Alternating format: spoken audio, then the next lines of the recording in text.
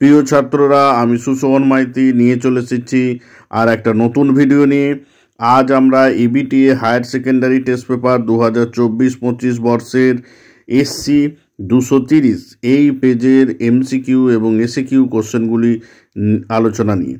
তো প্রথম যে এমসিকিউ কোশ্চেনটি রয়েছে, ডিম্বাশয়ের যে অংশ থেকে ইস্ট্রোজেন খরিত হয় সেটি হলো, এখানে অপশান হবে বি, গ্রাফিয়ান ফলিকলের থিকা ইন্টারনা। তো থিকা স্তর থেকে খরিত হয়।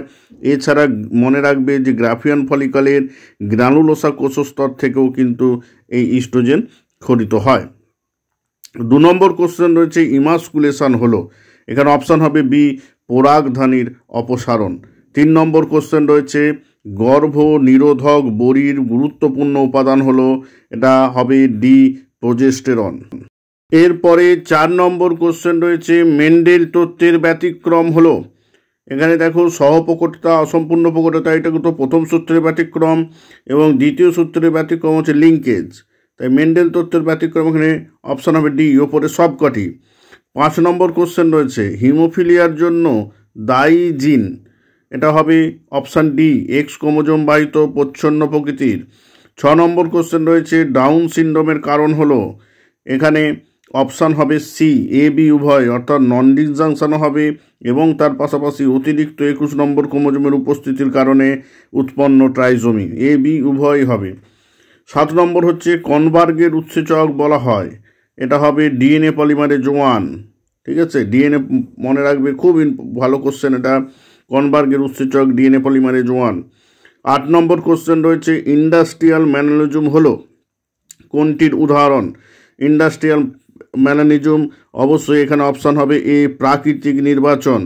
9 নম্বর কোশ্চেন রয়েছে নিচের কোন রোগটির ক্ষেত্রে ইন্টারফেরন দেখা যাবে।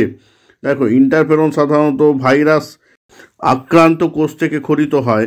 তো যেহেতু ভাইরাস আক্রান্ত কোষ থেকে খরিত হয়, তাহলে দেখো ভাইরাস এখানে কে রয়েছে, ডি, বসন্ত ভাইরাস। তো এখানে অপশান হবে ডি।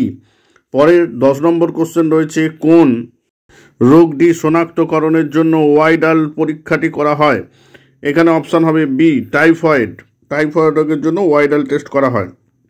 11 নম্বর কোশ্চেন রয়েছে ত্বকের ক্যান্সার ও মিউটেশনের প্রধান কারণ, এখানে হবে এ, ওজোন স্তর ধ্বংস, কারণ ওজোন স্তর ধ্বংস হলে ইউভি রশ্মি চলে আসবে পৃথিবীতে সরাসরি, ফলে কি হবে না ত্বকে ক্যান্সার সৃষ্টি হতে পারে। 12 নম্বর কোশ্চেন রয়েছে নিচের কোন ব্যাকটেরিয়াটি ট্রান্সজেনিক উদ্ভিদ তৈরিতে ব্যবহৃত হয়, এখানে অপশান হবে সি, অ্যাগারোব্যাকটেরিয়াম, কারণ অ্যাগারোব্যাকটেরিয়াম টিউমিফেসিয়েন্স যে ব্যাকটেরিয়া রয়েছে তার হচ্ছে টিআই প্লাজমিডকে উদ্ভিদের ক্ষেত্রে ভেক্টর রূপে ব্যবহার করা হয়। 13 নম্বর কোশ্চেন রয়েছে কোলা পালন পদ্ধতির মাধ্যমে অসংখ্য ক্ষুদ্র শিশু উদ্ভিদ সৃষ্টির পদ্ধতিকে কি বলা হয়, এখানে অপশান হবে বি, অপশান হবে ডি, মাইক্রো প্রপাগেশন। 14 নম্বর কোশ্চেন রয়েছে মানুষের পপুলেশন বৃদ্ধির লেখচিত্র কি রূপ, এটা হবে অপশান যে আকৃতির, অপশান বি।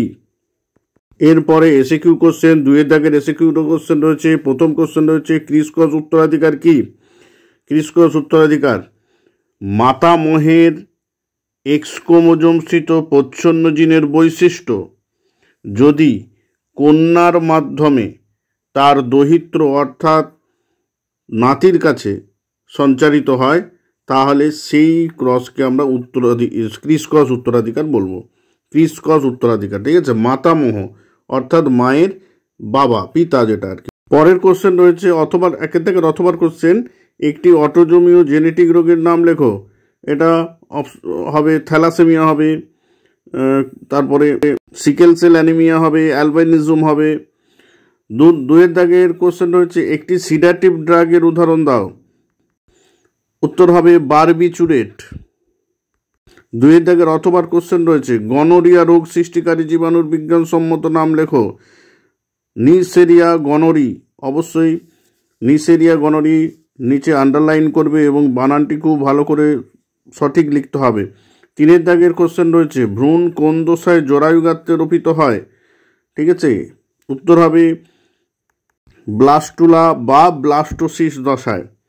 ঠিক আছে, একটি সমাপ্তকারী কোডনের নাম লেখো, অর্থাৎ তিনটে সমাপ্তকারী কোডন আছে, যে কোনো একটির নাম লিখবে, ইউএএ বা ইউজেজি বা ইউজিএ, যে কোনো একটা লিখতে পারো।